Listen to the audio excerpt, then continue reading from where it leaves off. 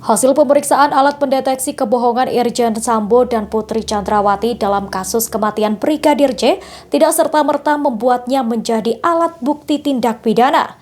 Hal itu disampaikan oleh ahli hukum pidana dari Universitas Trisakti Abdul Fikar Hajar pada Selasa 6 September 2022.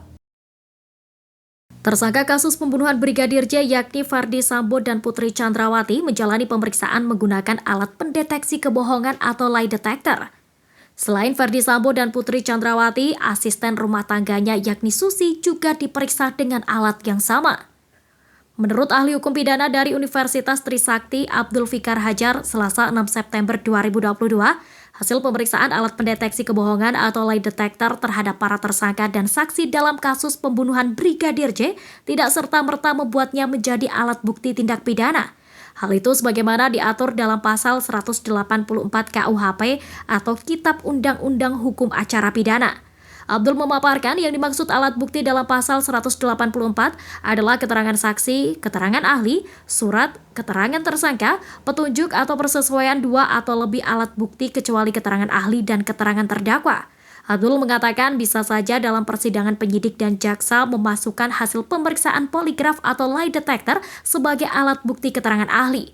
Artinya bukti apapun yang tidak berkaitan dengan kejahatannya tidak relevan. Sementara itu, Direktur Tindak Pidana Umum Barreskrim Polri Brigjen Andi Rian Jayadi saat dikonfirmasi Senin 5 September 2022 mengatakan seluruh tersangka dan sejumlah saksi dalam kasus Brigadir J menjalani pemeriksaan menggunakan poligraf. Selain Ferdy dan Putri, ada juga saksi yang akan diperiksa menggunakan uji poligraf, yakni asisten rumah tangga Sambo bernama Susi. Sementara untuk 3 tersangka lain di kasus pembunuhan berencana Brigadir J, yakni Baradae, Bribka RR, dan Kuat Ma'ruf, telah terlebih dahulu diperiksa dengan menggunakan poligraf. Andi mengatakan pemeriksaan dengan alat pendeteksi kebohongan dilakukan untuk menguji tingkat kejujuran tersangka. Brigadir J atau Nofriansyah Yosua Huta Barat meninggal dunia dengan sejumlah luka tembak di rumah dinas Ferdy Sambo Duren 3 Jakarta pada 8 Juli 2022 lalu. Hasil pendalaman tim khusus Polri mengungkapkan bahwa Brigadir J tewas akibat ditembak oleh Baradae atau Richard Eliezer. Penembakan itu diperintahkan langsung oleh Ferdy Sambo.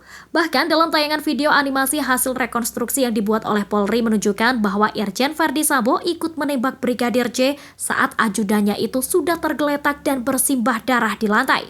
Kelima tersangka dalam kasus pembunuhan berencana Brigadir J dijerat dengan pasal pembunuhan berencana, yakni pasal 340 KUHP, subsider pasal 338 KUHP, jungto pasal 55 dan atau 56 KUHP.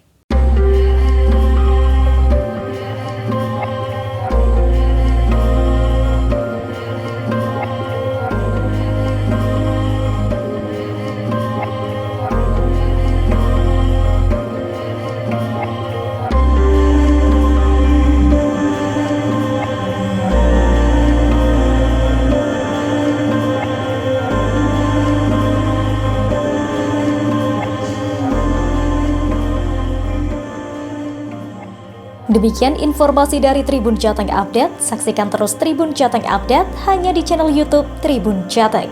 Ikuti terus update terbaru dari sosial media Tribun Jateng.